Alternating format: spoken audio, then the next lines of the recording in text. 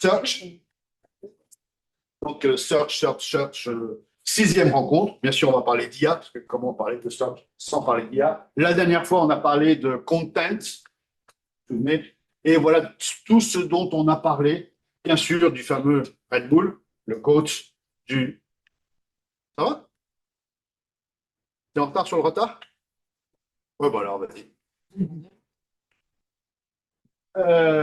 On a parlé donc de ça, on a parlé du poème, on a parlé des œuvres marques, de EEAT, on en reparlera aujourd'hui de EEAT, c'est important bien sûr, pour le référencement. On a parlé de nudge, curation, copywriting. Les mots importants sont ici. Attention, comment avoir l'attention, le fameux brain content contre content marketing. En fait, vous savez tout ça, puisque c'était l'objet du quiz et l'objet des travaux que vous avez réussi.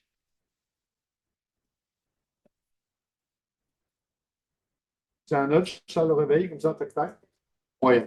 Ah, ça va. Ça va. Bing! SEO. Vous savez, les choses importantes sont toujours au début du cours. Et donc, SEO, ça veut dire. Non, pas SEO, ça veut dire visibilité. Donc, tout ce qu'on fait aujourd'hui, tout le search, la grande famille du search, ça a comme unique objectif d'être visible. Mais c'est exactement la même chose pour le commerce physique. Si vous ouvrez une boutique au coin de la rue, qu'est-ce que vous allez chercher à faire le jour de l'ouverture de la boutique? Avoir une enseigne pour être visible d'au moins 10 mètres, 20 mètres, 30 mètres. Si vous ouvrez un hypermarché au quatrième rond-point, machin, vous allez chercher à mettre des panneaux pour dire je suis visible et on peut venir dans mon supermarché. Sur Internet, c'est la même chose. On a du contenu, on a fait le contenu la dernière fois. Qu'est-ce qu'on veut que notre contenu soit? On veut qu'il soit visible. Donc, search égale visibilité. Mais visibilité où? Visibilité dans tous les points qui sont en dessous.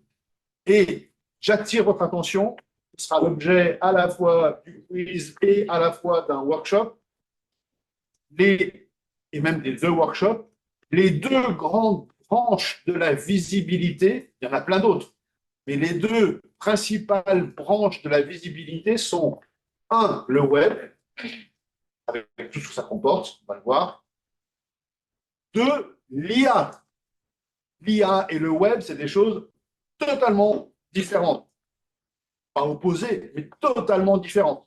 On peut être visible sur le web et invisible sur l'IA. On peut être visible sur l'IA et invisible sur le web. On peut être invisible sur les deux, ou on peut être visible sur les deux.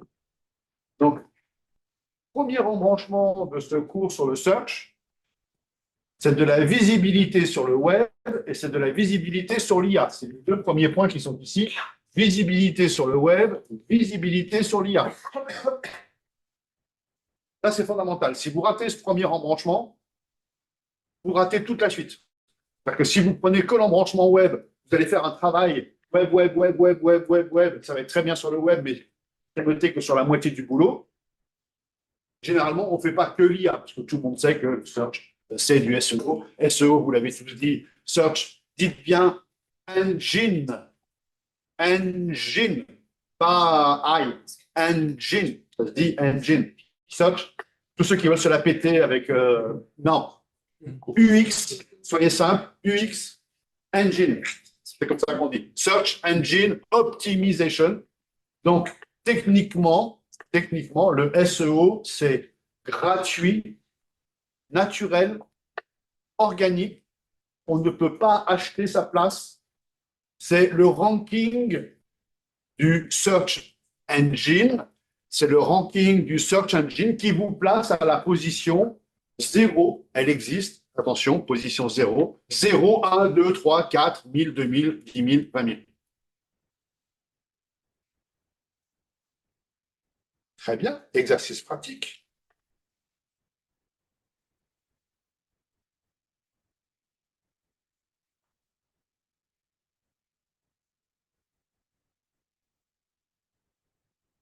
C'est qui le GOAT du SEO? Référencement gratuit. Mon petit site que vous avez tous. Sur j'aime Master Marketing, deuxième position, avec tout ça à moi. Donc, j'aime, il est là, et moi, j'ai tout ça. Et après, on passe à, je ne connais pas, Objectif AST, peut-être vous connaissez, vous. Après, on passe à Major Prépa.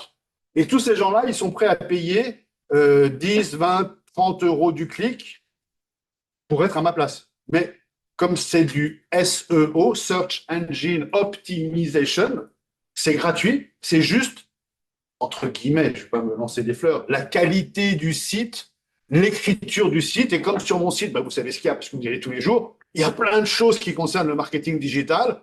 Google, qui est un instrument de recherche bête et méchant, il dit, oh là là, mais qu'est-ce qui parle du marketing digital, le gars, tac, tac, tac, tac, tac, tac, je vais le mettre derrière, j'aime. Et suivant les saisons, je peux me mettre devant, j'aime. Ouais. Des fois, vous faites du SEA pour avoir plus de visibilité ou pas? Alors, on y vient tout à l'heure. J'en fais faire à mes clients. Moi, je n'ai jamais donné un centime à personne. Je fais pour moi, je fais que du SEO. Et je ne vais pas payer pour mettre mon cours en première position. Peut-être si vous faites quelque chose. Non, non, pour mes clients, oui, bien sûr. Donc, voilà, c'était la petite partie du SEO sur le web. Maintenant, il faudrait poser la question à ChatGPT sur j'aime marketing, master digital. Quelles sont les références par rapport à ça pour voir si je suis cité ou pas. Et ça va disparaître petit à petit à cause des moteurs de recherche alimentés par l'IA.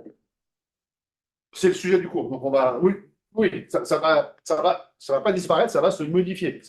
Le système va évoluer. Et il y a un système qui est en train de décliner, et l'autre système qui est en train de prendre le dessus. Parce qu'il n'y aura plus les pages en 2, 3, 4, 5, 6, enfin, jusqu'à etc. Ça va être full.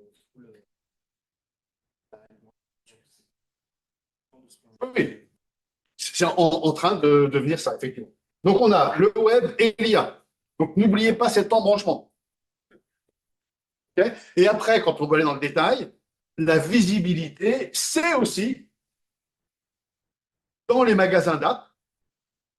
Donc vous avez une app, je vous rappelle que toute entreprise, même la boulangerie du coin, même l'institut de beauté du coin, toute entreprise, zéro exception, doit avoir au moins 2 sites web et une app.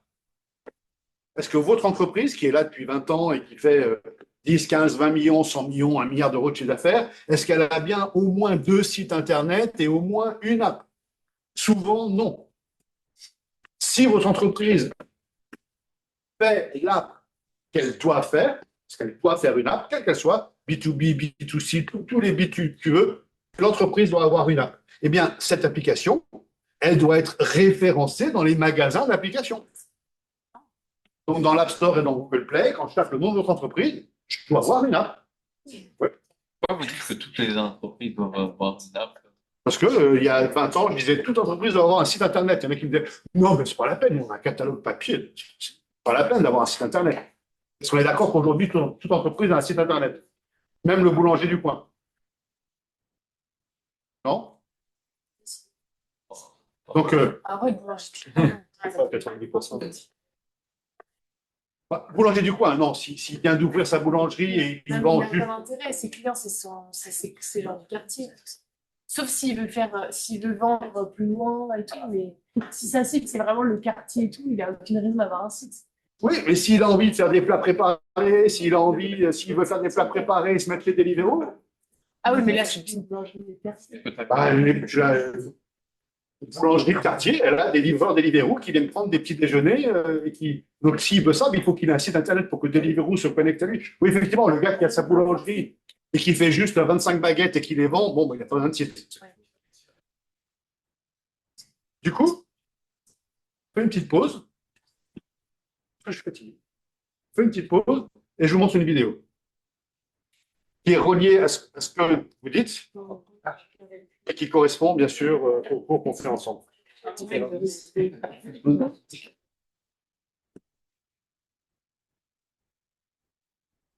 C'est Caroline Mignot. Non, vous ne connaissez pas Caroline Mignot? C'est une grosse influenceuse. On fera le cours sur l'influence un peu plus tard. C'est une grosse influenceuse, une petite influenceuse sur LinkedIn Et elle a écrit un bouquin, From Zero to One, qui est vraiment nul.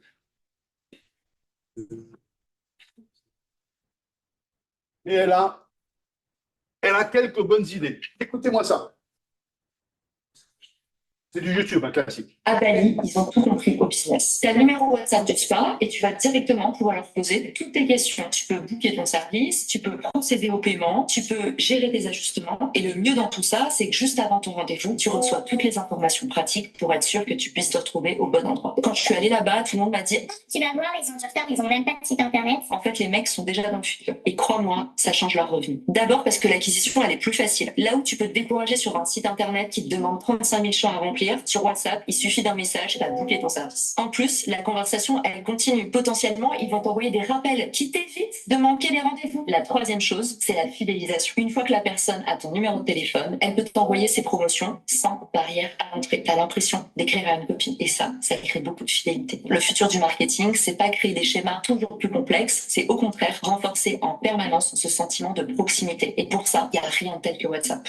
À Bali, ils ont tout compris au business. Tu as le numéro WhatsApp du spa et tu vas directement. OK. Donc, le spa qui utilise WhatsApp, c'est un peu comme s'il avait une app. Il n'y a pas une app. Il utilise une app pour communiquer avec ses clients. Dans les boîtes françaises aujourd'hui, il y a moins de 1% des boîtes françaises qui ont un WhatsApp d'entreprise. Les gens de la boîte ont un WhatsApp, bien sûr, mais un WhatsApp d'entreprise avec un service qui a WhatsApp, c'est pas WhatsApp que vous avez tous, c'est WhatsApp Business avec des fonctionnalités de rappel, de prise de rendez-vous, d'envoi, de paiement, de tout ce qu'il peut y avoir à l'intérieur d'un WhatsApp. Il n'y a que 1% des boîtes françaises qui ont un WhatsApp. Et pourtant, c'est hyper important.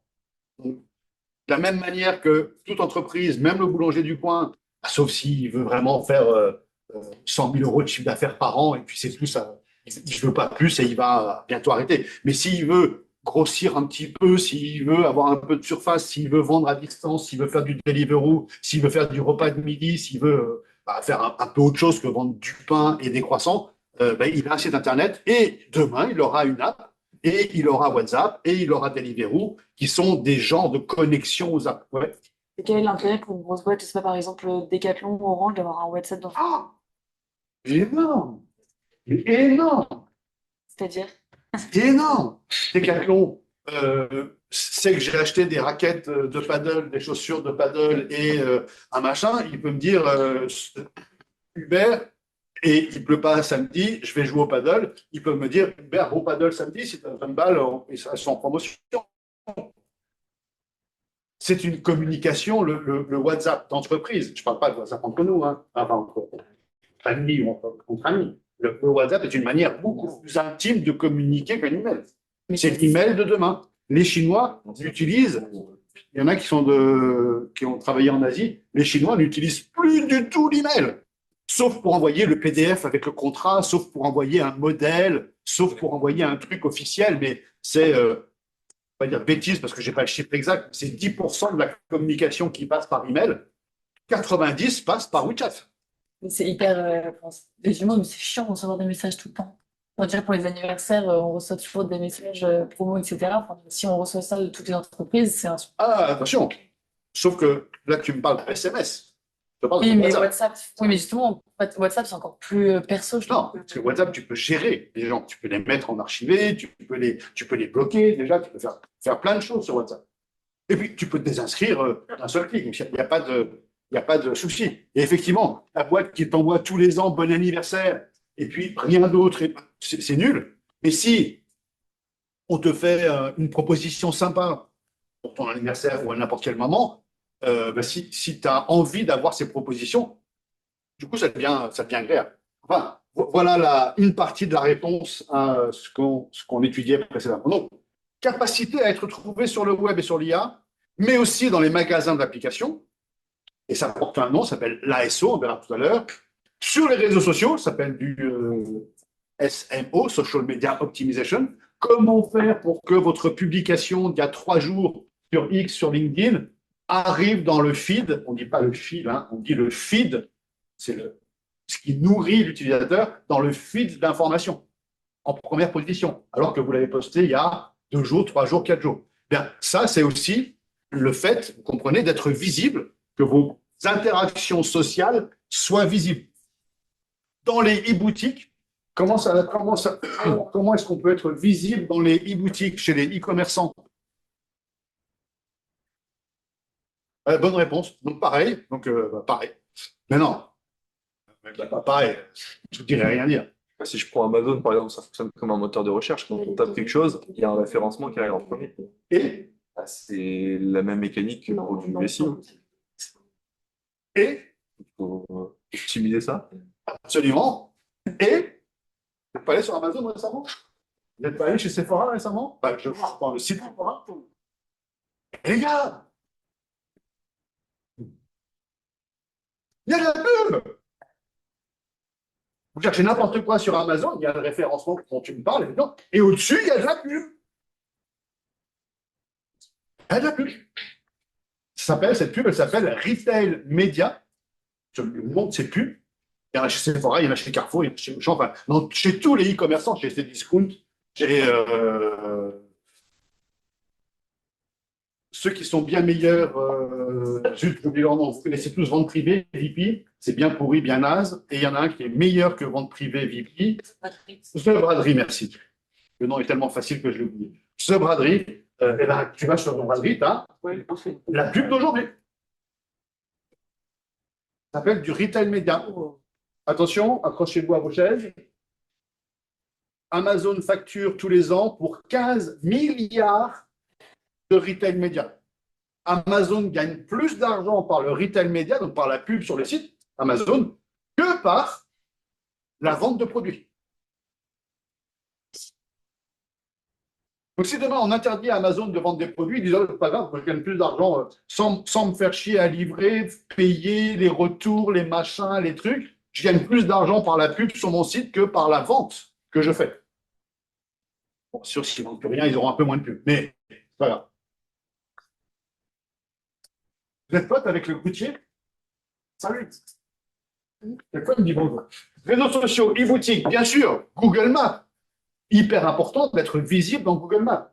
Avec une épingle, mais pas qu'une épingle, avec une épingle, une explication, des liens, etc., etc., etc. Bien sûr, dans Google Travail, Google Shopping, c'est le même principe. Sur les podcasts, ça existe. Si vous avez un podcast aujourd'hui, c'est vrai, 15 ans que je dis aux entreprises, il faut que vous fassiez des podcasts. On me dit, on ne va pas s'enregistrer en train de parler, ça ne sert à rien. Aujourd'hui, 25% des boîtes font un podcast. Alors, ce n'est pas le tout de faire un podcast. Vous comprenez bien la difficulté. Fabriquer un podcast, c'est facile. Tu chopes un journaliste, un micro, t'enregistres, un podcast. Ce qui compte, c'est que le podcast soit visible. Parce que s'il n'est pas visible dans toutes les apps de podcast qui peuvent exister, s'il n'est pas visible, si personne ne le trouve, bah, il n'est pas écouté. Et si tu as 5 écoutes par podcast et que ça pendant 10, 20, 30 épisodes, bah, tu abandonnes. Tu ne vas pas faire ton podcast, tout le hasard du podcast pour 5 écoutes. Donc, si tu as un podcast, il faut que tu sois visible dans les applications de podcast, avec en tête Apple Podcast, bien sûr. Et puis, si tu fais une offre d'emploi, c'est pour changer un peu de crèmerie. Dans les job boards, c'est pareil, tu fais une offre d'emploi, tu veux que ton offre d'emploi, elle soit vue. Donc, tu as besoin de visibilité dans les job boards. Et pour développer la visibilité dans tous ces trucs-là, eh bien, chaque truc, c'est là où c'est très compliqué, chaque partie a son propre index, a sa propre méthode de classement. Dans les e-boutiques, chez les e-commerçants, pour être bien placé sur Amazon, ça s'appelle du PIM. P-I-M, Product Information Management. Si tu as un mauvais PIM, tu ne seras jamais visible. Alors, comme tu n'es pas visible, qu'est-ce que tu fais? Vous voulez me trouver? Je passe à autre chose. Comme tu as un mauvais PIM et qu'on ne te trouve pas, qu'est-ce que tu fais? Bah, de la pub pour être en première position. Donc, quand tu es en première position avec la pub, tu vends, ça te coûte 1 000 € par mois. Puis dès que tu arrêtes la pub, bah, on ne te trouve toujours pas, donc tu ne vends plus. Il faut bien que vous compreniez la différence entre publicité et branding, entre retail média et PIM, et entre SEO et SEA. Ils fonctionnent tous sur le même schéma. Et voilà le schéma. Retail média. Tu fais de la pub, ton chiffre d'affaires augmente. T'arrêtes, il tombe. Tu fais de la pub, ton chiffre d'affaires augmente. T'arrêtes, il tombe. Tu fais de la pub, ton chiffre d'affaires augmente, t'arrêtes, il tombe. Admettons que au total, tu as dépensé 100. Tu fais du PIM, Product Information Management. C'est compliqué à faire. Hein. Tu pars de zéro comme tout le monde, mais tu progresses petit à petit, tu redescends jamais. Tu peux avoir une petite variation, mais tu continues. Tu fais du SEA, Search Engine Advertising. Tu achètes des mots-clés sur YouTube. Et pas sur YouTube, sur Google. Qu'est-ce qui se passe? Quand tu payes des SEA, tu vends. T'arrêtes de payer, tu vends plus. Tu payes des mots-clés, tu vends. T'arrêtes de payer, tu vends plus. Si tu fais du SEO, Search Engine Optimization, tu améliores ton site, tu fais ce qu'on a fait la dernière fois ensemble, du contenu, du bon contenu, les gens viennent visiter ton site, et ben, au début, tu pars de zéro, mais tu progresses, tu as une petite baisse de forme. Là, ton concurrent, il a fait une grosse promo, là, il y a eu des ruptures, mais tu continues à progresser. Tu fais de la pub promotionnelle, promotion 50%, on vend dans les soldes, on fait du Black Friday, on fait du 11/11, on fait du Cyber Monday, on fait les soldes à mort en janvier, à mort en juin, on fait des promos. Pendant les soldes, on vend. Quand les soldes sont finis, on ne vend plus. Quel est l'abruti qui aujourd'hui va acheter un matelas Emma au prix normal? Il y a une pub, il y a une promo toutes les semaines. Jusqu'à moins 70%. Tu ne vas pas l'acheter au prix normal. Donc, ils ne vendent qu'en pub. Si tu améliores ton branding, la puissance de ta marque, vous savez quoi? Chez Hermès, il n'y a jamais un produit en solde.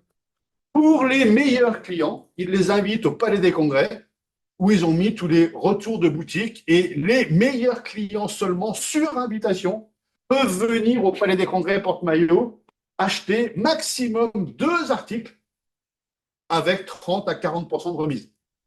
That's all, folks. Pourquoi? Parce qu'ils ont fait du branding. La marque Hermès, elle est désirable. Je ne dis pas que c'est bien ou c'est pas bien, mais c'est pareil sur Vuitton, c'est pareil pas sur toutes les marques de luxe. Il y en a qui... C'est pareil sur Chanel, on va dire. Et donc, c'est la différence entre le branding et le advertising, la différence entre le SEO et le SEA, et la différence entre le retail media, je paye pour la position, et le fameux PIM, Product Information Management. Il y a une marque qui a réussi quand même qui a commencé comme ça, mais qui, je trouve, aujourd'hui a un peu inversé la tendance, c'est InnoShield, par exemple. Comment tu dis? InnoShield. Vous savez, les coques pour les téléphones. Oui. Genre, au début, ils ont fait vraiment beaucoup de campagnes de détail. Et après, maintenant, je trouve que c'est quand même devenu une référence. Ouais, absolument. Bon exemple, ils ont commencé en dents de scie comme ça, ils sont aperçus que ça menait nulle part, parce que leur chiffre d'affaires partait en pub et chez les influenceurs. Tous les influenceurs avec leur coque à InnoShield, genre comme s'ils mettaient des coques.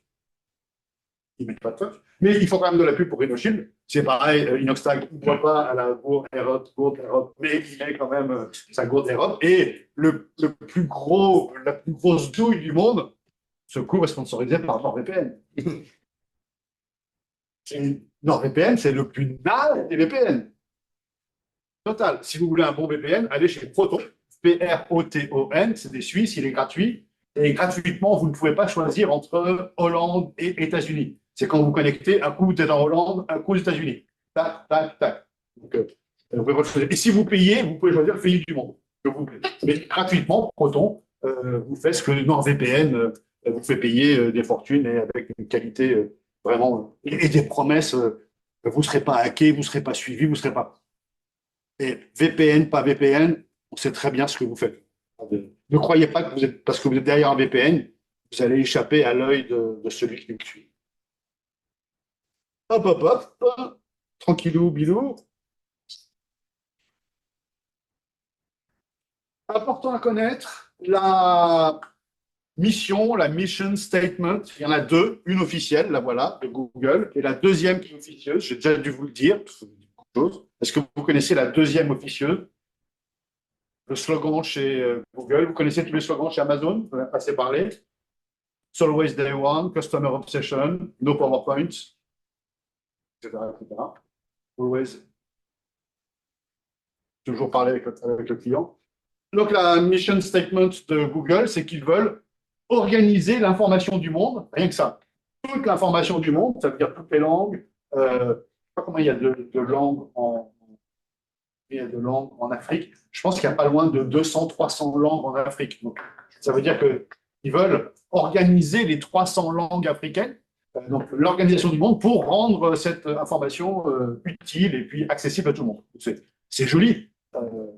Et le deuxième slogan de Google, c'est Don't be evil. Ne soyons pas le diable. Et ils ont peur, Google, et c'est pour ça qu'ils ont été longs à démarrer sur l'IA. Ils ont peur que les gens les comparent à un diable, une pieuvre qui veut manger tout le monde, qui veut attaquer tout le monde. Et donc, ils ont une frousse on les accuse d'être tentaculaires, d'être dans les mails, dans les cartes, sur le web, ce qu'ils sont. Qui utilisent autre chose que Google Maps? Personne. Il y a bien un plan chez Apple, mais il n'est pas terrible. Il y a bien OpenStreetMap, c'est le meilleur. Mais qui utilise OpenStreetMap? Vas-y, personne. Donc, on utilise tous Google Maps. Mais ils ne veulent pas que les gens réalisent que tout le monde utilise Google Maps. Donc, ils disent, ne soyons pas le diable, faisons low profile. C'est pour ça que sur l'IA, ils ont mis tant de temps à dégainer leur Gemini. C'est pour ça qu'ils sont low profile pour pas avoir l'air hégémonique. Et donc, cette visibilité, bien sûr, elle fait partie du digital marketing. Bien sûr, elle fait partie de ce qu'on avait fait ensemble, une carte de l'esprit, comme ça qu'on pourrait dire en France, une carte heuristique, c'est le nom officiel, une mind map sur le marketing digital. Et donc, dans le marketing digital, bien sûr, il y a ce search qui est ici et qui est 1/6 du marketing digital. Et je vais vous demander en exercice tout à l'heure de faire la taxinomie, c'est comme ça que ça s'appelle, la taxinomie du search. Le search, c'est quoi? Et donc, j'attends que vous me livriez un beau graphique comme ça sur c'est quoi le search, avec le search au milieu, et puis qu'est-ce qui part du search? 2, 3, 4, 5 branches. On s'arrête au niveau 2. Ne faites pas niveau 2, 3, 4, 5. On s'arrête au niveau 2.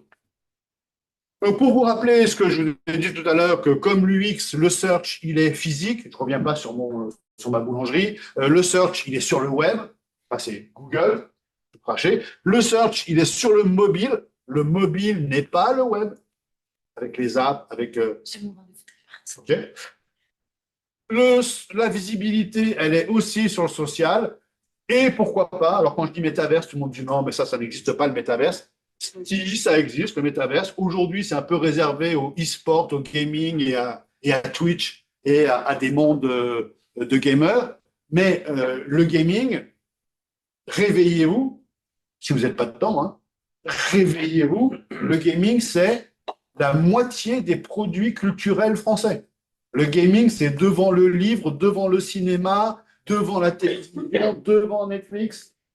Le gaming, c'est la première industrie culturelle française et je crois européenne, pas sûr sur Europe, mais française sûre. Donc le gaming qui t'emmène dans un monde où tu peux acheter plein de choses, les gars, c'est du métavers. Alors on l'appelle gaming aujourd'hui, mais c'est du métavers. Et les boîtes disent, mais non, nous on n'a rien à voir avec LOL, avec World of Warcraft, avec Call of Duty, on n'a rien à voir avec ces gens-là. Mais si. Il faut juste un peu extrapoler, un peu prendre de l'avance. Sinon, derrière, tu vas avoir tous tes concurrents qui seront dedans, tous les DNVB, on a vu ensemble déjà les DNVB, Digital Native Vertical Brand, qui sont déjà dedans, qui ont déjà 2 apps, qui ont déjà 3 sites, qui vont être dans le métavers. Et toi, la bonne boîte bien assise depuis 50 ans, tu te dis, mais pourquoi on perd 10% de part de marché tous les ans? C'est quand même bizarre qu'on perde 10%. La réponse, elle est là. La réponse, elle est que tu as plein de boîtes qui utilisent tout ça. Et toi, tu te dis, non, pour moi, il n'y a que le web.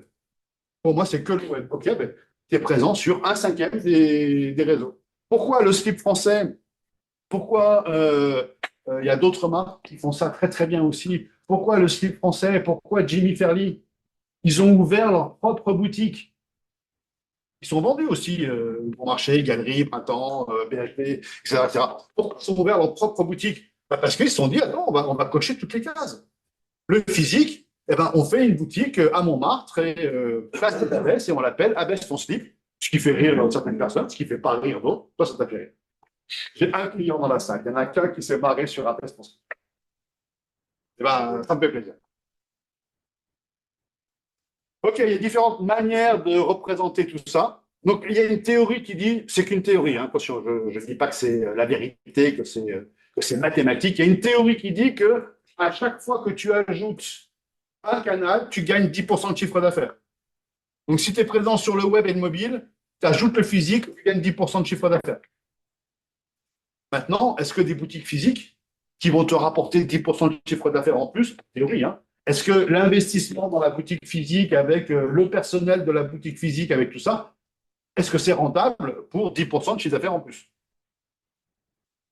Des calculs à faire, des business plans à faire. On est là pour ça, quand on fait un projet marketing, on va calculer la rentabilité du projet marketing. Il y a d'autres manières de voir cette taxinomie. Il y a un monsieur assez connu, Mike Robinson, qui le fait sous forme d'un arbre. Et il dit, bah, dans les racines de l'arbre, il y a le contenu, la stratégie, et puis dans les branches de l'arbre, il y a le search. Pourquoi pas, je vous le livre comme ça, je vous laisse examiner. Il y en a un autre en français, celui-là, qui fait à peu près la même chose. Ici, il y a le branding, dont je parlais tout à l'heure, la stratégie. Et là, il y a le référencement. Alors, il dit référencement naturel, donc SEO. Et là, il dit référencement payant, donc SEA, et autre chose. Puis, vous avez d'autres représentations. Je vous laisse les lire dans le dossier. Je ne vais pas vous les commenter toutes les unes à la suite des autres. Mais je vais vous poser une question pour aborder la deuxième partie. Où est-ce que les gens, puisqu'on fait un cours sur le search, la recherche, où est-ce que vous cherchez? En majorité, chez Google. Google, c'est 14 milliards de recherches par jour. Bien sûr, on va parler de l'IA. Et l'IA, c'est que 2 milliards. Donc, l'IA est en pleine progression, mais c'est 7 fois moins que Google quand même. Même si vous avez l'impression que vous n'utilisez plus que l'IA, pour vous, c'est vrai, mais pour le monde, c'est 14 milliards de recherches dans Google, 2 milliards dans l'IA. Ce qui est énorme, hein. ChatGPT, à lui tout seul, reçoit 29 000 prompts par seconde. Et dans les 29 000 prompts par seconde, il n'y a pas que des choses intéressantes, hein. Il y a des trucs bien, bien nazes que tu aurais trouvé sur Google en un clic. Et même des choses tellement nazes que l'IA ne sait pas répondre. Je ne sais pas s'il y a eu un match de foot hier ou de basket, ou je ne sais pas quoi. Si tu demandes à ChatGPT quel est le résultat du match de foot d'hier, ChatGPT, il ne sait pas trop ça. C'est pas son... Il n'y a pas de raisonnement. C'est vraiment de l'info. Quel temps fait-il aujourd'hui? Il y en a qui demandent à ChatGPT quel temps fait-il aujourd'hui? ChatGPT, c'est pas trop ça. C'est pas son. Ah, vous le sentez bien. Parce que... Mais il y a des gens qui ne comprennent pas. Ils disent, je demande toi ChatGPT. Bon. Mais 29 000 prompts par seconde. Donc vous imaginez, Google, c'est encore beaucoup plus. Deuxième endroit où on cherche, c'est YouTube. C'est 6 milliards de recherches par jour sur YouTube. La principale recherche, c'est tuto, blablabla. Bla. Donc Google, c'est le mode d'emploi du monde. Vous avez tous expérimenté, vous savez comment ça marche, mais vous l'expérimentez vous-même. Et après, dans l'entreprise, quand on vous dit qu'est-ce qu'on fait? Et une chaîne Google, une chaîne YouTube, oh non, ça sert à rien. Bien sûr que si. C'est le mode d'emploi du monde. Donc, quel que soit ton produit, que ce soit un produit industriel, un produit grand public, un produit n'importe quoi, bien sûr que tu dois être dans YouTube avec des films qui expliquent comment tes produits fonctionnent, et le mot du président, et la stratégie, et des infos hyper intéressantes. Et il y a des entreprises qui ne veulent pas, rendez-vous compte, il y a des entreprises qui payent la télévision, les réseaux pour diffuser leur publicité, mais qui ne veulent pas la mettre dans YouTube. Tu payes pour mettre ta pub, qu'elle soit vue quelque part, et dans YouTube, tu peux la mettre gratuitement, les gens vont la voir, ça ne va rien te coûter, et ils ne veulent pas la mettre. Pourquoi les gens ont peur de YouTube? Qu'est-ce qu'il y a sur YouTube? Toutes vos entreprises, encore une fois, hein, même le boulanger du coin, toutes vos entreprises doivent avoir une chaîne YouTube sur laquelle il met quelques informations. Peut-être pas les secrets de fabrication, mais quelques informations. Vous avez là les 14 milliards de requêtes par jour sur Google et vous avez bah, l'arrivée petit à petit de ChatGPT, toujours intéressant. Le plus important dans YouTube, c'est le titre de la vidéo. Ça fait 75% du résultat. Donc, quand quelqu'un cherche quelque chose sur YouTube, c'est le titre de la vidéo qui compte. Pas la description, pas la vidéo, ils n'ont pas besoin de la regarder, etc. Donc, premier endroit où on cherche Google. Deuxième endroit où on cherche YouTube, qui appartient à Google. Troisième endroit où on cherche, je ne vous pose pas comme question, je vous l'ai dit tout à l'heure, les magasins, donc le e-commerce. En tête, largement en tête, nos amis de chez Amazon, mais suivi de très très près par qui? Alibaba. Malheureusement, pas de très très près, mais suivi par Alibaba, c'est le Amazon chinois. Amazon, c'est Amazon. Et comment s'appelle le Amazon africain? Jumia. Jumia, c'est le Amazon africain. Au début, ils sont à Lagos, au Nigeria. Au début, ils étaient bien fort. Ils sont en train un peu de... Ils ont quelques difficultés, mais c'est la première licorne. À ma connaissance, la seule, mais je me trompe sûrement. La seule licorne africaine.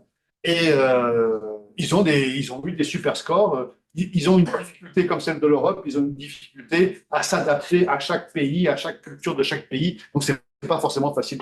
Quatrième endroit où on cherche les réseaux sociaux, bien sûr. J'ai mis ma vision sur TikTok. Et cinquième endroit où on cherche, bien sûr, l'IA. Je n'ai pas voulu mettre ChatGPT, j'ai mis la version française de ChatGPT, donc Mistral AI. Et j'espère qu'ils vont progresser. Mistral est la plus grosse licorne française, valorisée 14 milliards. Donc c'est une décacorne, une licorne, une unicorn en anglais, quand une unicorne est valorisée plus de 10 milliards, ça devient une décacorne. Donc Mistral est notre première et seule décacorne française. Peut-être que Doctolib va y arriver aussi, pas sûr. Il y en a d'autres qui auraient pu y arriver, les Sorare, etc. Mais bon, ils ont raté le coche. Seule décacorne française. Donc dans l'IA, c'est bien normal qu'on. Maintenant, on ne va pas se mentir. Reddit, il se positionne où? Ah, Reddit, c'est une boîte américaine, donc ils ne sont pas dans le... Non, pour chercher des choses. Parce que oui, de plus en plus. oui, ils font partie des réseaux sociaux. Et ce qui est super important sur Reddit, c'est que l'IA s'en sert beaucoup. Donc, il faut absolument avoir un subreddit au nom de l'entreprise pour pouvoir prétendre être cité comme source dans l'IA, parce que l'IA se sert principalement de Wikipédia, et derrière Wikipédia, Reddit. Donc Reddit, c'est la source d'information des IA, toutes les IA. Mistral, ChatGPT, Perplexity, Claude, tout. Donc, si votre boîte n'a pas de subreddit, déjà, si votre boîte ne connaît pas Reddit, déjà, si vous ne connaissez pas Reddit, on ne fait pas. Si vous ne connaissez pas Reddit, c'est dommage. Si votre boîte ne connaît pas Reddit, c'est dommage. Si vous n'avez pas de subreddit au nom de votre boîte, c'est vraiment très dommage. Et vous devez, comme les sites Internet, vous ne devez pas avoir qu'un seul subreddit. Vous devez avoir 10 subreddits en fonction des technologies que vous utilisez. Enfin, si vous avez 10 technologies, 10 produits, 10 pays, vous devez avoir 10 subreddits. Un subreddit est un sujet qu'on déclare sur Reddit et sur lequel les gens peuvent s'abonner, peuvent s'inscrire, etc. Donc, on ne va pas se mentir, Mistral, c'est fantastique, c'est génial, etc. Dans cette classe, je suis sûr que personne ne l'utilise. Voilà. Malheureusement, vous savez qu'est-ce qui est arrivé à Quant? Qui est-ce qui connaît Quant? Une personne. Logique, hein? 2 personnes. C'était le concurrent de Google européen. Ben, ils n'ont rien réussi à faire. Ça, non, c'est repris, c'est relancé. Il y a eu des malversations, le patron, il a piqué dans la caisse. Ils ont mis à la tête des gens qui ne connaissaient pas bien Internet. Ça, c'est le problème un peu français, quoi. Mais Mais des politiques, le politique, les 4 dernières responsables du digital en France au gouvernement captaient que dalle au digital. Donc tout ce qu'ils ont fait, c'est bon, on va interdire les sites porno. Ok. Bon, ben, c'est interdit. Avec un effet nul, parce que tout le monde sait quand on dit ça. Deuxièmement, on va maintenant interdire les réseaux sociaux aux moins de 15 ans. Voilà. Voilà la politique digitale, je parle du gouvernement, hein. Donc c'est la responsable du digital en France. Sa réponse, c'est pas de réseaux sociaux pour les moins de 15 ans. Bien sûr que ça ne va pas marcher. Bien sûr que ça ne va pas marcher. Mais bon. Donc Mistral IA et Mistral AI, malheureusement, ça ne marche pas super bien, mais néanmoins, il y a cette fameuse image que vous avez déjà vue peut-être partout, cette fameuse image en bouche de crocodile, en mâchoire crocodile, comme on dit, en crocodile, où vous voyez que le trafic des sites qui arrivent de Google est en baisse et le trafic des sites qui arrivent d'un zéro-clic, d'un SGE ou d'un AEO, et lui, donc de l'IA, lui est en hausse. Donc il y a cette petite séparation là, il ne faut pas bien la date ici, il y a un an ou deux, hop, on voit très bien cette séparation. Il y en a un qui descend doucement et l'autre qui progresse doucement. Jusqu'où ça va progresser, jusqu'où ça s'arrêtera, on sait pas trop. Donc, comme je vous le disais, donc voilà le ranking complet. En sixième position, on s'est arrêté à 5 l'IA. Sixième position, X. X est le 8e site le plus visité dans le monde. Il y a beaucoup de gens qui décrient X à cause d'Elon Musk, mais X reste la source d'information la plus fiable qui existe. Malheureusement, il y a aussi les pires fake news. Il faut juste distinguer les fake news des pas fake news. Et pour distinguer les fake news des pas fake news, c'est ça. Il suffit de suivre 50 personnes qui ont de la crédibilité. Je ne sais pas dans quel domaine vous travaillez, mais si vous travaillez dans la cosmétique, ben, vous suivez Nicolas Hieronymus. Qui connaît Nicolas Hieronymus? PDG de L'Oréal. Voilà. Je ne pense pas que Nicolas Hieronymus, je suis sûr qu'il a un compte X, je ne pense pas que Nicolas Hieronymus mette une deepfake sur comment avoir 20 ans de moins en 3 secondes. Non. Il va parler de recherche, il va parler de brevets, il va parler de choses, je ne sais pas de quoi il parle, mais il va parler de choses fiables. C'est un mec fiable. Si vous êtes intéressé dans le digital, suivez le compte de Jensen Huang. Jensen Huang, c'est le patron de Nvidia, la plus grosse boîte du monde. 5 000 milliards de valorisation. Nvidia, à lui tout seul, au début, ils avaient des cartes graphiques. Aujourd'hui, ils alimentent tous les data centers en GPU. Nvidia, 5 000 milliards de valorisation, c'est 2 fois la France. La France, on a un PIB de 2,5 milliards. Excuse-moi, je me suis trompé. De 2500 milliards. Excuse-moi, je me suis trompé dans le virgule. Le PIB de la France, c'est 2500 milliards. La valorisation de Nvidia, c'est 5000 milliards. Donc Nvidia vaut 2 fois la France. C'est un peu ridicule de comparer du stock et du flux, mais vous voyez l'idée. Donc Jensen Huang, le patron d'Nvidia, franchement, vous pouvez le suivre, il ne va jamais dire une bêtise. Elon Musk, on ne sait pas le suivre. Mais pareil, vous trouvez les rôles modèles, les personnes importantes, vous les suivez sur X et vous allez vous apercevoir d'une chose, tous les jours, vous allez voir uniquement ce que disent les 20 personnes importantes que vous avez sélectionnées. Ne regardez jamais les commentaires. Jamais. Jamais les commentaires. Et ne regardez jamais la For You page. La For You page, c'est que du sensationnel, des deepfakes et des trucs nuls.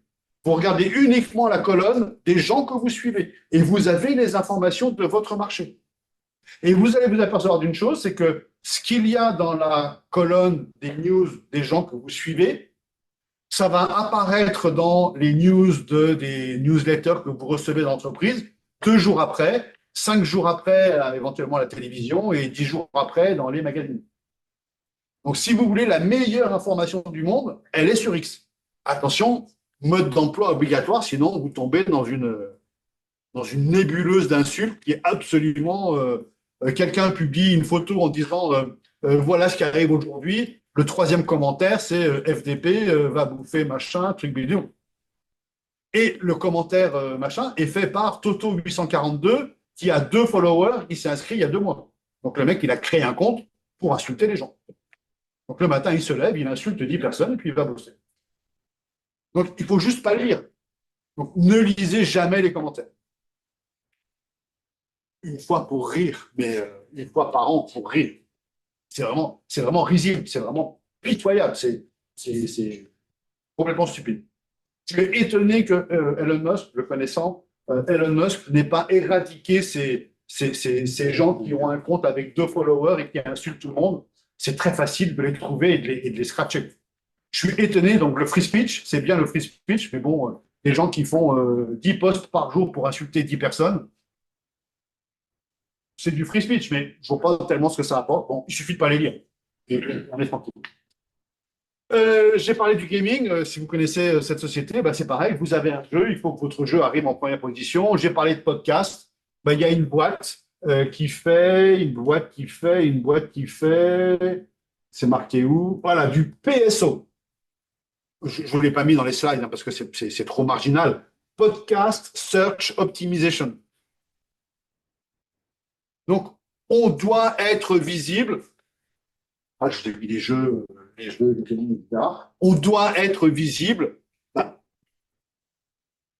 à de multiples endroits. Je ne vais pas tous vous les reciter, mais à de multiples endroits. Et du coup, on va arriver, on saute ça, et du coup, on va arriver. Tadam, vous êtes prêts? Attention, ça pique les yeux. Ce sera la première question du quiz tout à l'heure. Petit nudge, tout le monde. On arrive à l'équation, ça pique les yeux, du search. Alors, attention, première ligne du haut. Le search, c'est égal au référencement. Search, référencement, c'est pareil.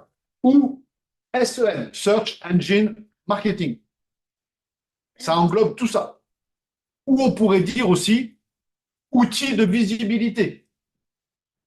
C'est tout ça. Et qu'est-ce que c'est? Vous avez en noir tout ce qui concerne le web et vous avez en rose tout ce qui concerne l'IA. Donc je reprends rapidement, parce que j'ai déjà parlé de tout, hein. Je reprends rapidement SEO, Search Engine Optimization, c'est le référencement naturel et gratuit sur Internet. SEA, Search Engine Advertising, c'est les mots-clés achetés chez Google pour être en première position payante et sponsorisée avec un petit logo, une petite couleur différente sur Google. ASO, c'est App Store Optimization, être présent dans les magasins d'applications. SMO, Social Media Optimization, sur. Le local, c'est Google Maps. Pour faire simple, je l'ai dit. Et le retail média, c'est tous les e-commerçants. Donc, si vous voulez être présent sur le web, il faut être présent avec ces 6 outils. Sachant qu'on a une option, par exemple, de ne pas utiliser le SEA. Si on est suffisamment bon en SEO gratuit, ça ne sert à rien d'aller payer pour faire du SEA. Si on a envie d'être doublement présent, bah vas-y, on est doublement présent. Mais ça va coûter de l'argent inutilement.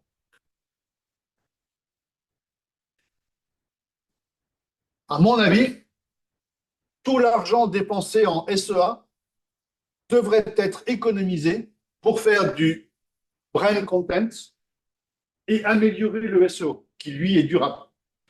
Et le SEA, on peut le réserver au lancement de produits quand vraiment personne ne le connaît. Donc, on a besoin d'un petit coup de pouce ou aux périodes très promotionnelles. Le SEA bien utilisé, ça devrait être 15%, moins de 20% du budget de brand content qu'on a sur le site Internet. Ceux qui dépensent plus d'argent en SEA, c'est, à mon avis, un signe de faiblesse. Ils ne savent pas cultiver l'attention des visiteurs. Et comme ils ne savent pas cultiver l'attention, qu'est-ce qu'ils font? Eh bien, ils payent. Donc, pour moi, c'est un aveu de faiblesse. Et la partie rose, attention, SXO, Search Experience Optimization. Alors, attendons une seconde sur SXO, Search Experience Optimization. Je vous pose la question, en français. Quand vous recherchez quelque chose, que ce soit une date de naissance, un résultat de football, la météo, les paroles d'une chanson, n'importe quoi, vous cherchez un truc, quelle est votre meilleure expérience? Vous cherchez un truc, et c'est quoi la meilleure expérience que vous pourriez vivre? Avoir la réponse tout de suite.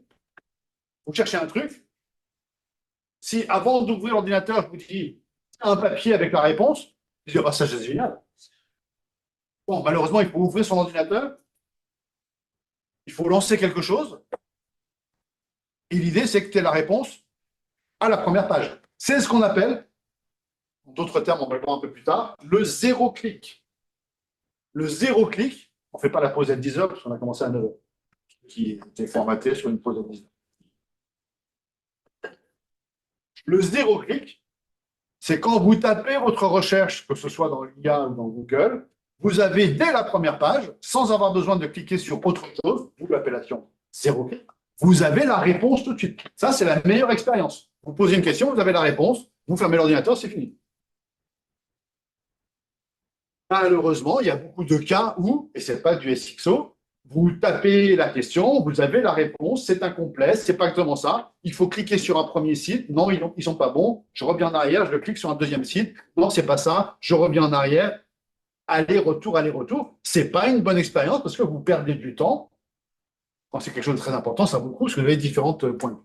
Donc ça, c'est le SXO. La meilleure recherche, si je puis dire, c'est pas de recherche. Je vous passe un dicton de Elon Musk.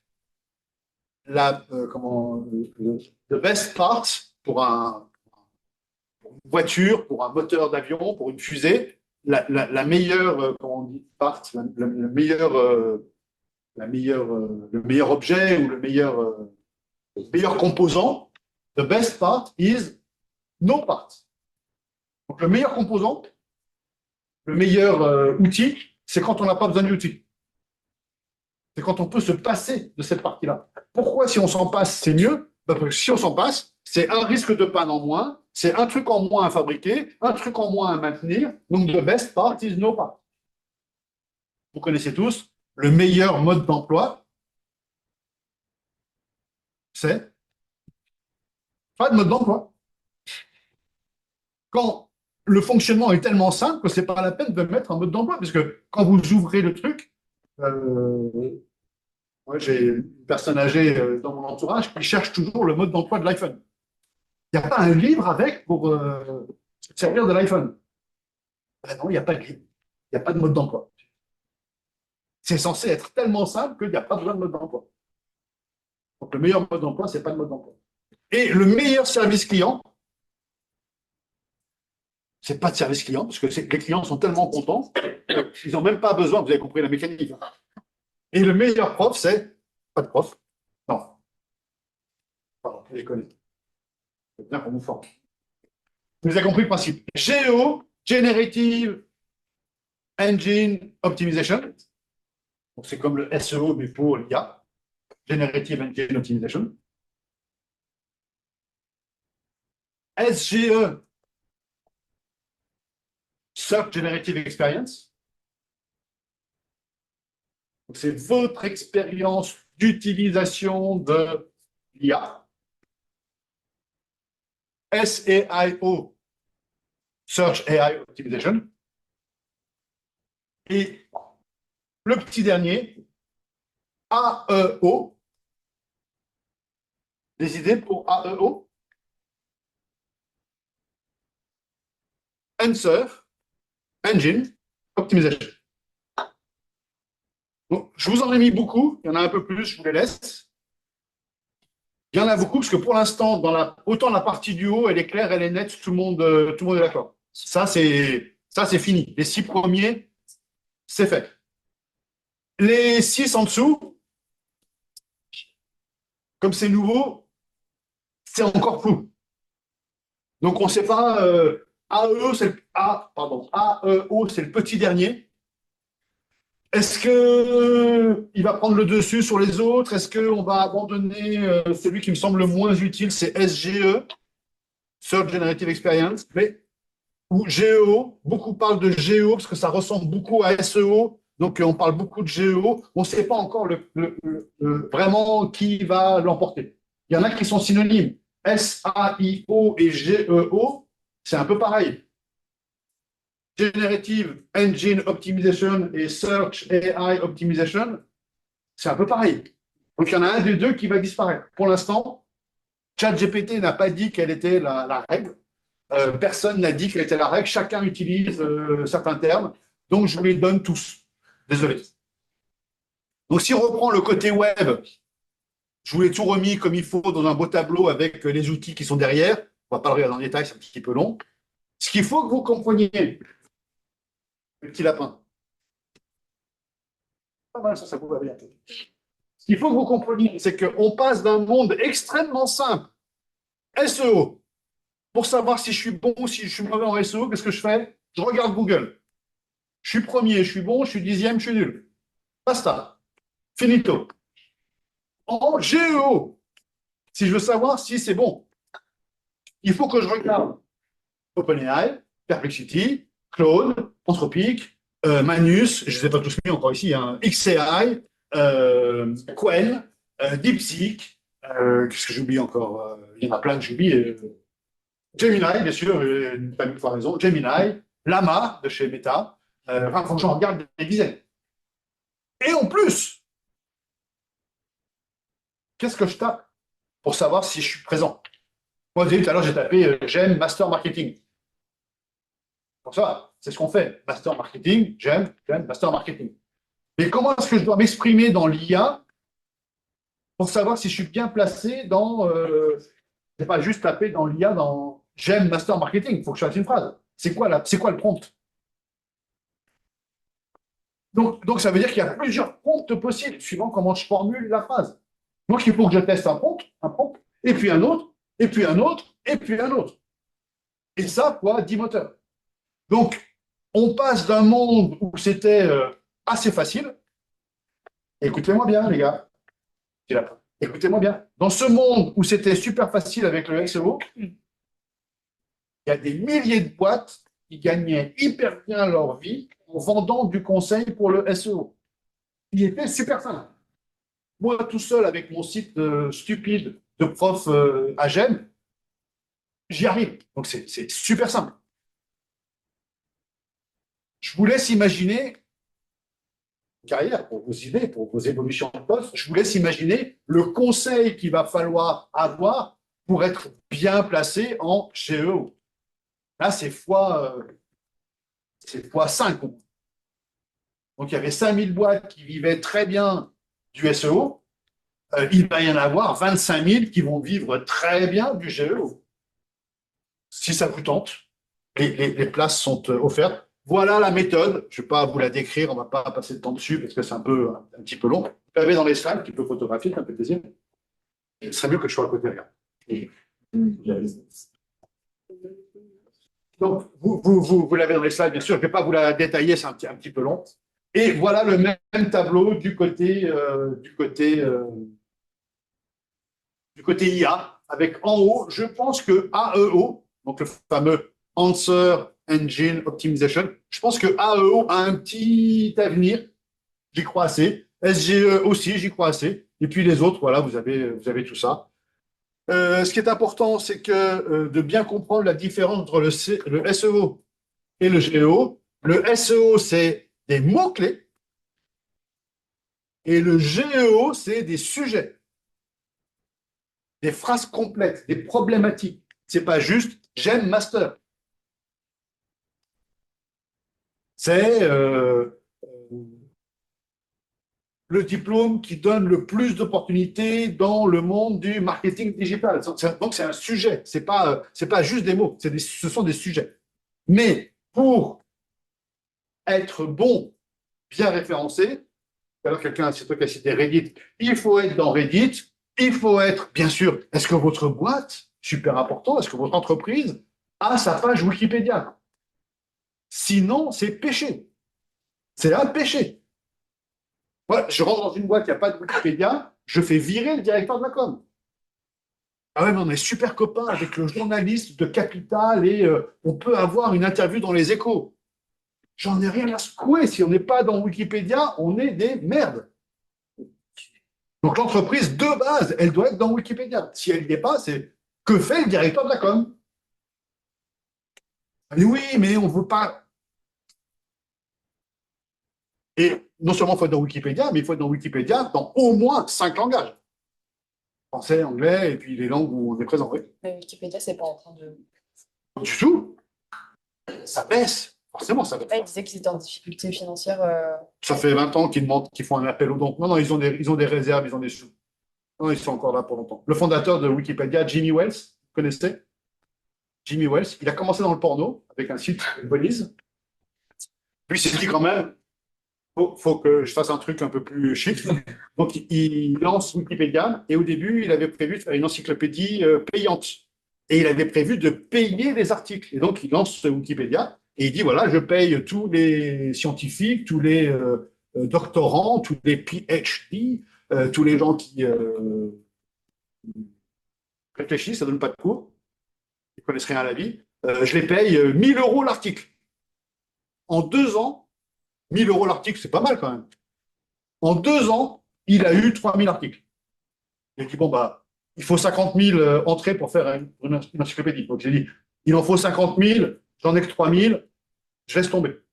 Et comme il avait du temps de serveur disponible, il a dit, bon, bah, avant de laisser tomber pour les 6 derniers mois, j'open source. Open source, tout le monde peut rentrer des trucs et puis tout le monde peut corriger ce qu'il veut. Et tout d'un coup, dans les 6 derniers mois, il a eu 25 000 articles d'un coup. Tout le monde s'est mis à écrire des articles, à corriger les articles des autres, et patati, et c'est devenu ce que c'est devenu. Donc l'histoire est intéressante, encore une fois, c'est une expression de la puissance de l'open source. Le truc privé, fermé, propriétaire, rien que pour nous, au XXIe siècle, ça ne marche plus. On veut des choses, les gens collaborent à des choses ouvertes. Et encore plein d'entreprises disent non, non, non, mais nous, l'innovation, c'est que chez nous. On fait que nous, c'est notre innovation. On ne la partage pas avec les autres. Ben, tu sais quoi? Tu n'auras pas. Parce que tu ne veux pas partager avec les autres, tu ne veux pas t'améliorer avec les autres, ben, tu vas innover, mais des trucs microscopiques, alors que ton concurrent, s'il fait de l'open innovation, il va progresser de 10 ans en 10 ans, alors que toi, tu progresses de 1 mois en 1 mois. Non, non, non, non, on reste chez nous. OK. Donc, le EAT qu'on a déjà vu ensemble, EAT, vous vous souvenez, expérience, expertise, autorité, un trust. Bien, il faut que votre site Internet, vos papiers, vos documents, vos pages HTML montrent que vous avez l'expérience de la chose. Donc, il doit y avoir des dates, il doit y avoir des faits, il doit y avoir des actions. Nous avons fait ceci tel jour, telle heure, avec telle personne. Après, moi, quand je suis un moteur et que je lis ça, je me dis, ah bah oui, ils l'ont fait, parce qu'ils le disent. Et puis, l'expertise, que fait un expert quand il écrit quelque chose? Ben, il cite des sources. Il fait un petit graphique avec des chiffres. Non, on a fait 10 fois l'expérience et on a eu tel résultat, tel... Ah ben, ça, c'est un expert. Et pareil, autorité, pareil, trust, etc. Et ce n'est qu'en ayant du EEAT qu'on est en première position dans Google et en première position dans l'IA, parce que c'est de ça dont on parle aujourd'hui. On parle de visibilité.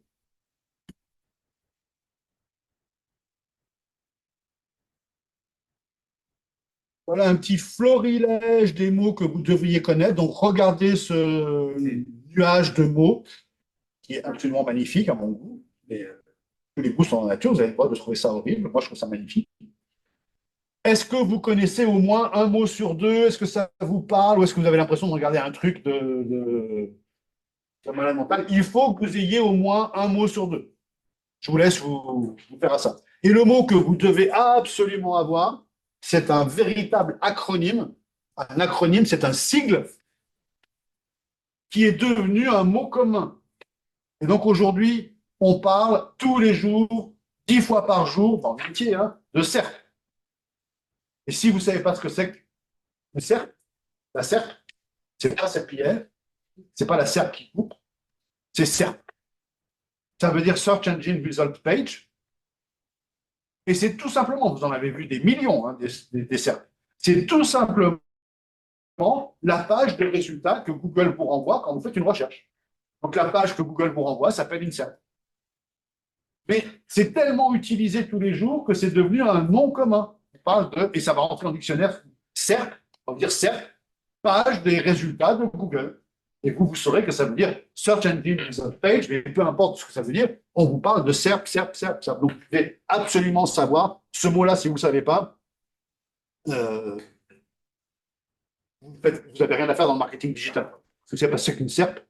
Vous connaissiez tous le mot SERP? Non? Bon, ben voilà. C'est un incontournable. L'outil le plus simple de Google, Google a beaucoup d'outils, notamment un qui est phénoménal, il s'appelle GA4. Alors GA4, c'est pas un jeu, c'est pas un jeu sur Play, n'importe quoi, c'est Google Analytics 4. Mais ça, c'est un logiciel très compliqué. Le logiciel le plus simple de Google, il s'appelle la GSC, Google Search Console.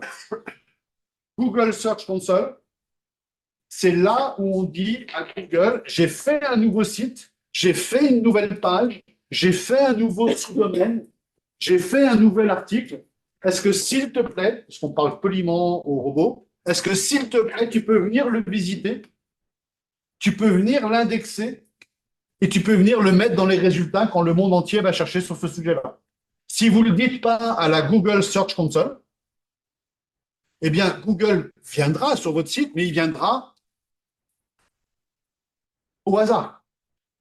Au hasard, parce que quelqu'un a fait un lien sur votre site et comme il visite le site de la personne, hop, il vient sur votre site. Mais il vient par un lien de quelqu'un qui a parlé de vous, d'un étudiant qui a fait un dossier qu'il a mis sur Internet. Hop, il y a un lien.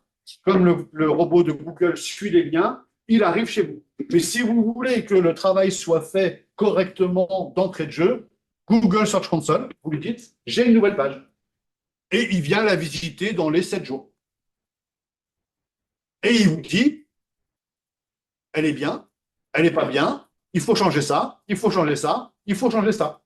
Vous faites ce que Google Search Console vous dit, qu'est-ce qui se passe? Vous êtes dans Google. En bonne position. Si vous n'utilisez pas Google Search Console, eh ben, c'est beaucoup plus dur. Donc, il y a des agences de SEO qui prennent des dizaines de milliers d'euros, ils ouvrent GSC, ils disent tac, tac, tac, tac, tac, aïe, 10 000. Ça existe. Ça existe. Donc, faites-le vous-même en entreprise. En plus, c'est hyper intéressant parce que GSC vous donne toutes les statistiques. Combien de fois le robot est venu, et puis après, combien de visiteurs vous avez eu, combien de visiteurs d'Amérique du Sud, de France, de Pantin, combien de trucs droite, gauche, combien vous avez de trucs et de bidules. Donc, c'est super, super important. La SERP, je ne vous en donne pas plus de détails, vous en avez déjà vu 10 000, donc je ne vais pas vous en montrer d'autres. Vous avez compris comment ça fonctionnait. Je veux juste attirer votre attention sur ça. La différence entre laptop, desktop, je dis laptop, et mobile. C'est quoi la diff? C'est qu'on ne voit pas. On ne voit pas le SEO. On voit que Google Shopping, les pubs, et le SEO, il faut scroller. Donc, c'est une grosse différence. Grosse, grosse, grosse différence qui change beaucoup de choses.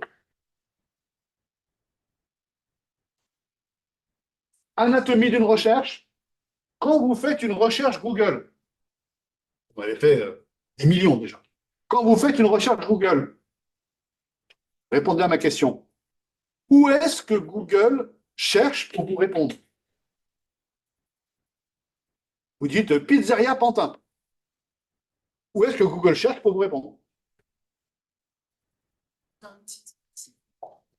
Ouais.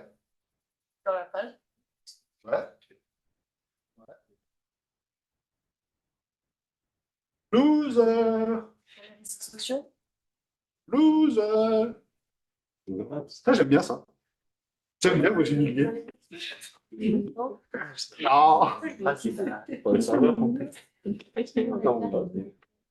Winner.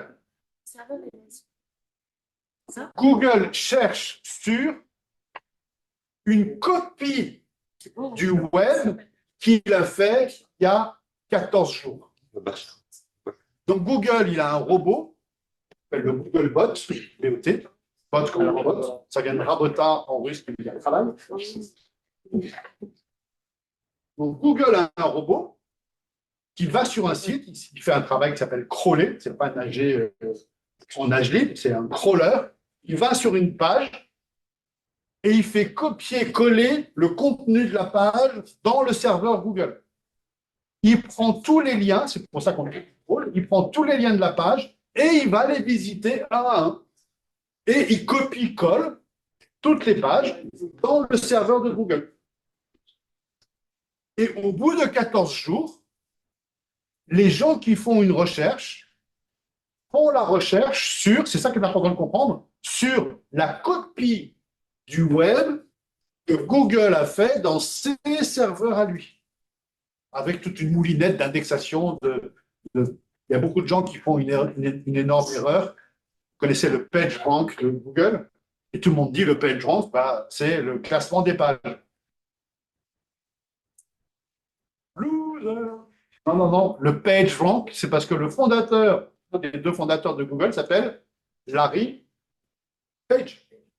Donc le PageRank, c'est le ranking, le classement de Monsieur Page, qui est le fondateur de Google, qui a fait une thèse en sortant de Stanford sur le classement des pages. Et sa thèse s'appelle PageRank.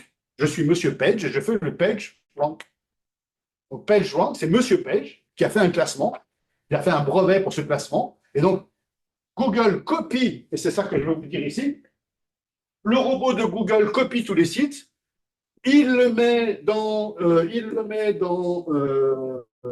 copie tous les liens, l'utilisateur utilise son navigateur, le navigateur envoie la requête, le moteur effectue la recherche sur la base interne de Google.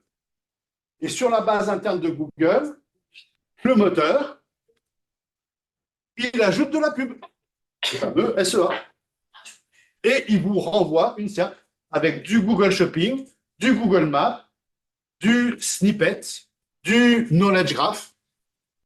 Tout ça, vous l'avez déjà vu. Vous ne savez juste pas que ça s'appelle snippet et knowledge graph. Le snippet et le knowledge graph, c'est les petits encadrés où il vous résume la situation. Ça s'appelle un snippet ou un knowledge graph. Donc, il ajoute tout ça et puis il vous envoie la SERP. Donc, on ne fait pas la recherche sur Internet, on fait la recherche sur la copie d'Internet. C'est pour ça que des fois, vous cliquez sur des liens, et quand vous cliquez sur le lien, la page n'existe pas.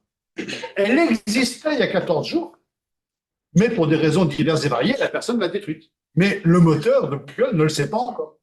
Donc, elle est toujours référencée chez Google et elle n'existe plus physiquement.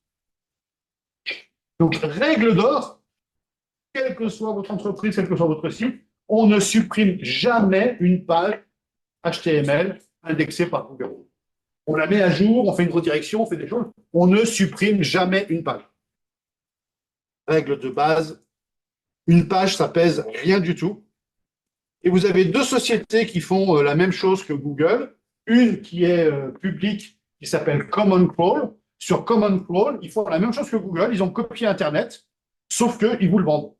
Donc, si vous voulez faire votre moteur d'IA, par exemple, vous voulez entraîner votre IA avec Internet, vous allez chez Google Crawl, chez Common Crawl, et vous dites, bah, j'achète tout l'Internet indonésien. Et ils vous livrent tout l'Internet indonésien. Ils ont déjà fait toutes les copies. Et puis, si vous voulez réactualiser la copie tous les 3 mois, ben, tous les 3 mois, ils vous revendent la copie du web indonésien.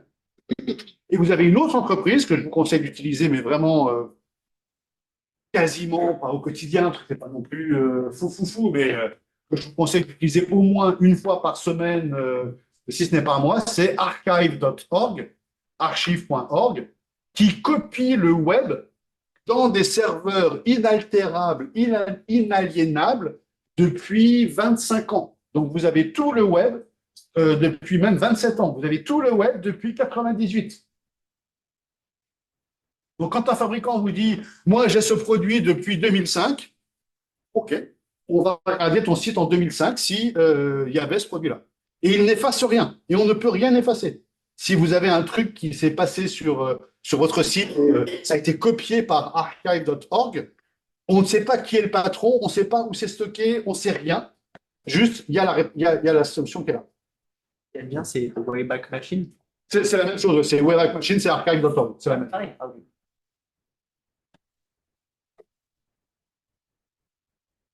Donc, le web est copié à de multiples endroits. Si un jour notre civilisation s'éteint, il y aura des copies de tout ce qu'on a fait sur le web.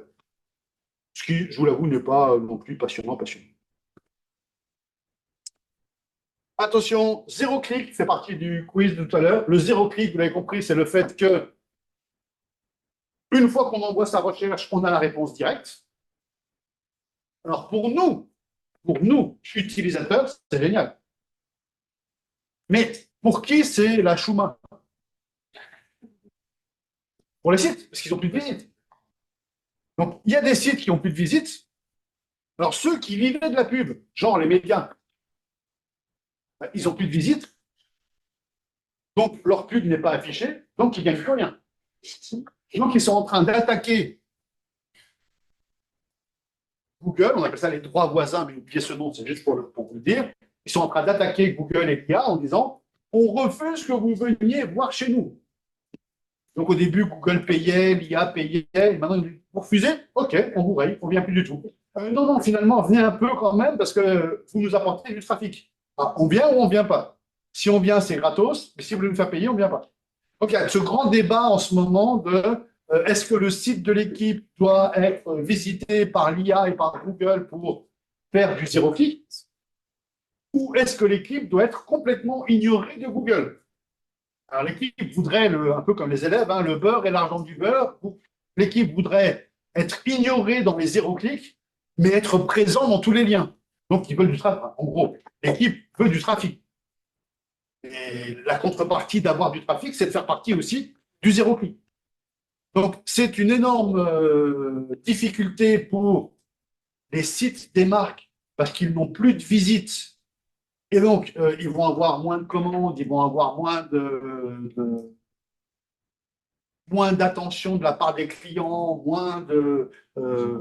c'est dangereux ce que tu fais. Moi, je le mettrais sur la table. Franchement, là, par terre, ceux qu'on fait la pause dans 3 minutes, il va se faire écraser.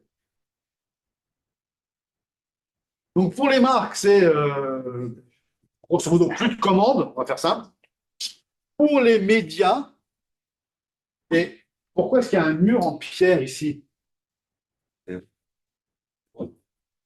C'est parce qu'on parle de paywall et on parle de, retenez l'expression, elle est un peu bizarre, je vais vous la prononcer à l'anglaise, walled garden, à la française, walled garden, walled garden. Les walled garden, c'est tous les sites où vous êtes naturellement logué. Genre Facebook, TikTok, Instagram, genre Amazon, The Braderie. Quand vous arrivez sur The Braderie, vous êtes déjà logué. Quand vous arrivez sur Amazon, Amazon sait que c'est Hubert Khatirov qui arrive. Parce que je n'ai pas délogué mon compte Amazon à chaque fois que je quitte Amazon. Quand j'arrive sur Insta, Meta sait que c'est Hubert Khatirov. Parce que il y a certains sites même qu'on ne peut pas visiter sans être logué. Donc les walled gardens, c'est les sites qui nativement demandent votre login mot de passe avant de vous le laisser visiter. Alors si bien sûr, un site totalement inconnu qui vend un truc dont vous avez strictement rien à faire a un walled garden, pareil, vous n'allez pas vous inscrire, faire un login mot de passe pour un site dont vous ne savez pas ce qu'il y a à l'intérieur. Donc les walled gardens sont des espèces de rentes absolument fantastiques. Toi, tu as une jolie montre, il me semble. C'est une Omega Moon? Ouais. Laquelle? Saturne. Saturne. Non, c'est très belle. Donc les walled gardens, c'est les marques qui ont réussi à justifier le fait que vous vous loguiez chez elles, et donc elles ont un pouvoir absolument incroyable par rapport au zéro clic. C'est que elles, quand vous venez chez elles, elles savent qui vous êtes, elles peuvent vous dire bonjour avec votre prénom, et elles peuvent faire plein de choses pour vous. Donc il y a plein de sujets sur le zéro clic, je passe rapidement. passe rapidement.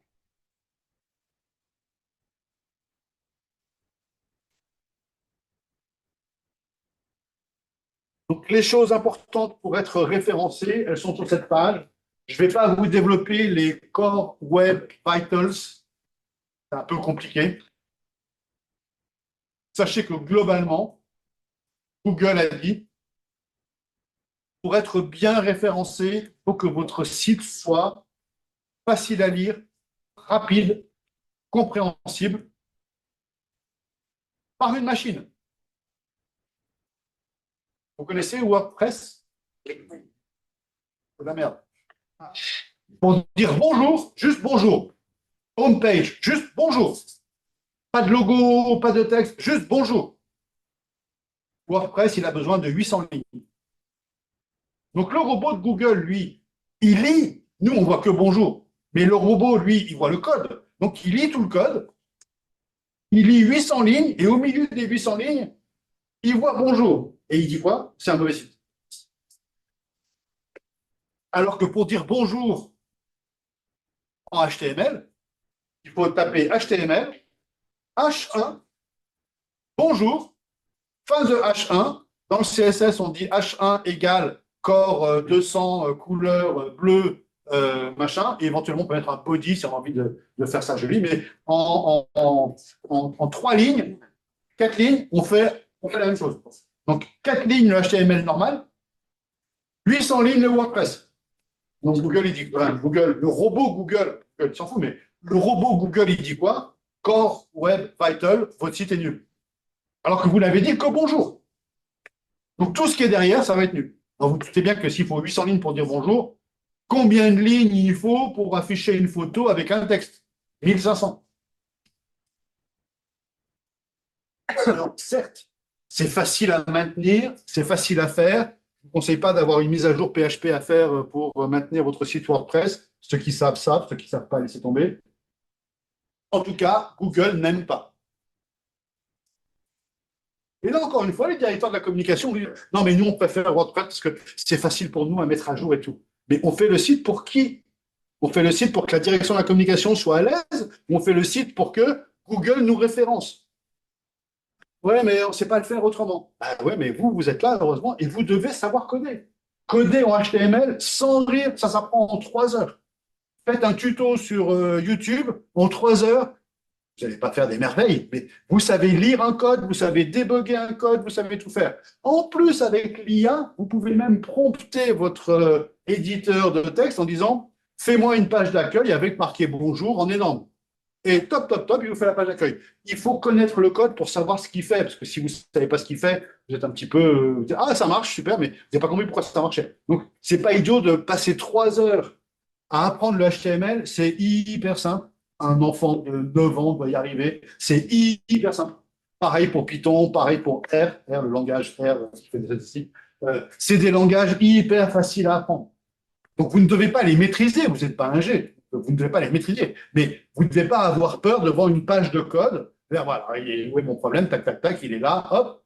Et du coup, vous allez communiquer avec votre agence de design en disant il y a un problème de couleur en ligne 842, la couleur n'est pas la bonne par rapport à tac tac. Plutôt que de dire ah, je trouve que la couleur, le rose, le commentaire habituel des directions de la communication, je trouve que le rose n'est pas assez rose. Pour un développeur, ça veut dire quoi le rose pas assez rose? Il dit bah je le fais plus foncé. Non, non, plus rose. Bah, vas-y, donne-moi le code de la couleur. Et si vous savez lire du code, vous savez où est le code du rose qui ne vous plaît pas, vous savez le changer, trouvez le bon rose et vous dites au développeur, voilà, ligne 842, tu me mets cette couleur. Vous dites, OK, c'est fait. Gratos. Mais si vous commencez à dire plus rose, moins rose, mais non, mais hein, vous voyez ce que je veux dire? Ça fait des discussions, des réunions. Alors, on a fait une réunion aujourd'hui pour s'harmoniser sur les roses du site.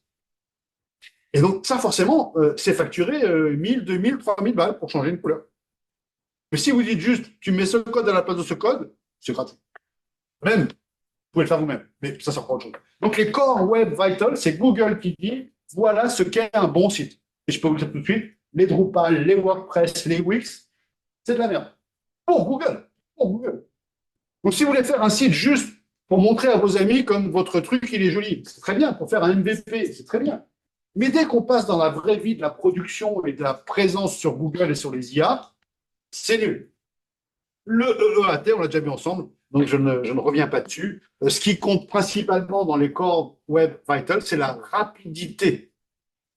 Le pire exemple pour Google, c'est quand il y a une image dans une page, que cette image, elle fait 3,2 mégas, ce qui est énorme pour une image. Pour vous, c'est rien, parce que vous en avez des centaines, 5, 6, 7 mégas dans vos téléphones et dans vos ordinateurs. Mais pour Internet, 3,5 mégas, c'est énorme. En 3,5 mégas, on pourrait mettre 1000 pages HTML.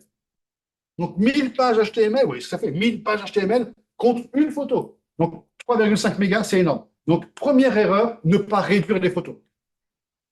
Deuxième erreur, appeler les photos IMG 802.jpg. Pour Google, ça veut dire quoi IMG 802? Ben, c'est la 802e image de votre pellicule. C'est pas.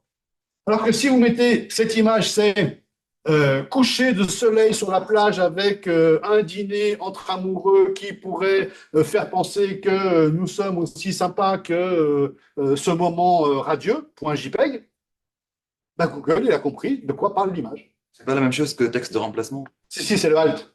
C'est alt et titre. Les deux sont importants. Mais je fais vite pour... Oui, effectivement, il y a un terme qui s'appelle ALT, qui veut dire alternative, et dans lequel on peut mettre la même chose. Je ne vous compte pas le nombre de sites dont la home page contient une photo qui s'appelle logo.png. Ça veut dire quoi pour Google logo.png? Bien sûr. Si c'est le logo de GEM, tu mets GEM, Alpine Business School. Qu'est-ce qu'on met dans le search? Il y a combien de classifications de search différents et après, il y en a combien d'autres différents? Pour vous aider, je vous ai mis ici là, la liste des mots qu'on devrait trouver dans votre taxinomie. Bon, ne cherchez pas forcément à placer tous les mots, mais voilà une indication des mots qu'il faut placer dans la taxinomie. Donc, vous faites un copier-coller. Pour ceux qui ont envie de le faire à la régulière, mais je ne mets pas de point en plus, la régulière, c'est de le faire sur Miro, Mural ou Whimsical. C'est les logiciels faits pour ça. Si vous préférez le faire sur une feuille de papier et m'envoyer la photo de la feuille de papier, ça me va très bien. Je ne suis pas omnubilé par les logiciels. Donc ça, c'est celui-là, 21. 22. Très compliqué. On va faire 23, 24, on fera 22 après. 23. Quiz roulette. Chaque groupe va avoir 3 mots et vous devrez me donner la définition de ces 3 mots. Par exemple, je dis groupe 1, je ne sais pas quel est dans le groupe 1, il n'y a pas de groupe 1 ici. Groupe 2, je vous demande la définition de 7, 21 et 47. Et donc, le groupe 1 doit répondre 7. Ça veut dire ça. Non, 7, c'est quoi 7? SEO. SEO. Il ne faut pas juste me dire Search Engine Optimization. Je veux dire Search Engine Optimization, c'est le classement gratuit de Google. Voilà, ça me suffit. Donc, vous devez préparer toutes ces définitions parce que vous n'avez pas sur laquelle vous allez tomber. Et vous devez me répondre dans le groupe. Vous avez 2 secondes. Vous vous répartissez les définitions. Soit il y a une personne qui les fait toutes, soit vous vous répartissez dans les 6, 50 divisé par 6, ça fait 9 chacun. Donc, chacun apprend 9 définitions. OK? Et donc, je vous pose la question. Vous avez la question, j'ai dit 9, 21, GAFA, plus, point d'interrogation. Donc, il faut me dire Google, Apple, Facebook, Amazon, plus Microsoft, Nvidia. C'est les plus grosses entreprises qui ont disrupté l'économie mondiale en 2005, etc., etc., etc. D'accord? S'il y a des définitions que vous ne trouvez pas ou sur lesquelles vous ne savez pas trop comment les prendre, venez me demander pendant le temps de préparation. Je suis là pour vous aider à tout ça. Non, 5 secondes pour répondre aux 3. Non, par question. Mais vous n'avez pas le temps de chercher. C'est devant vous ou c'est. Non, c'est à votre place. Bah, vous n'avez pas le temps de faire une recherche Google. Appuie sur Quizroulette, ça va se lancer, c'est ça. Non, non, c'est moi qui vous dis 1, 2, 3 ou 4. Quiz roulette, c'est la liste des mots. Si vous cliquez ici, vous avez la liste de tous les mots. On appelle ça un toggle. Vous connaissez les toggles? Hop. Vous avez tous les mots qui s'affichent ici si vous préférez avoir en toggle. Tell me something I don't know. Vous devez me donner une information que je ne connais pas. Si je la connais, vous avez 0. Si je la connais pas, vous avez 20. Pardon? Alors, sur les sujets qu'on traite en cours, entreprise, digital, communication, technologie, société, médias sociaux, influenceurs, ne me donnez pas un brevet de médecine en biochimie, parce que bah là, j'y connais rien, je ne suis pas un médecin, je ne suis pas un docteur. Donc, dans l'univers école de commerce. Ça peut être financier, ça peut être ressources humaines, ça peut être ce que vous voulez. Ça peut être une petite information, une citation. Qui a dit cette citation? Si je ne peux pas vous le dire, vous avez 20. Attention, si je peux vous le dire, vous avez 0. Donc, choisissez bien votre... préparez un plan B, éventuellement. Par exemple, si c'est une citation sur, je ne sais pas quoi, qu'est-ce que j'ai comme citation sur... Une citation. Est-ce que vous connaissez une citation qui parle de logiciel? Si je vous dis oui, n'allez pas plus loin. Prenez le plan B. Mais si je vous dis non, vous pouvez me dire qui a dit software is eating the world? Et là, qui peut me répondre? Qui a dit software is eating the world? Premier cours, 4e slide. Marc Andreessen. Donc, si vous me posez ça comme question, je vais vous répondre Marc Andreessen, vous avez 0. Donc, amenez votre question. Ne posez pas votre question brutale, parce que si j'ai la réponse, c'est 0. Amenez votre question en disant, est-ce que vous connaissez un peu ça, le domaine? Si je vous dis oui, changez de question. Ne me faites pas de questions sur Tesla, Elon Musk, SpaceX, Boring Company, Neuralink. Je les ai. Donc, cherchez pas là-dedans. J'aime. L'IA, c'est pareil, n'y allez pas trop parce que j'ai beaucoup de choses sur l'IA. Donc, il y a plein d'autres domaines sur lesquels. Donc voilà, et le 22, tenez-moi bien, le 22 est relié à la première question du quiz et le 22 est relié, j'ai beau le dire dans les groupes, mais vous ne comprenez pas, est relié au 21 aussi. D'accord? Donc 22, vous êtes une agence de publicité. Votre client vous demande de l'aider à faire ça parce qu'il trouve qu'il n'est pas assez visible. Donc, il veut que vous l'aidiez et que vous lui expliquiez comment vous faites une réponse à appel d'offres en une page. Ne tenez pas compte de ce qui est écrit ici. En une page, je veux que vous me donniez un nom à votre agence, l'agence Pouet Pouet. Et l'agence Pouet Pouet est spécialisée en blablabla, blablabla, et vous allez pouvoir faire ceci, ceci, ceci et cela pour répondre à ma question. Mais ce n'est pas suffisant. L'agence Pouet Pouet, à la pointe du progrès, va au-delà des demandes clients et va proposer au client de résoudre des choses que le client n'a pas mentionnées, mais qui pour autant sont extrêmement importantes pour la satisfaction du client. C'est comme vous allez voir un médecin en disant j'ai mal aux oreilles. Le médecin, il ne vous soigne pas seulement les oreilles, il vous dit ah, je vois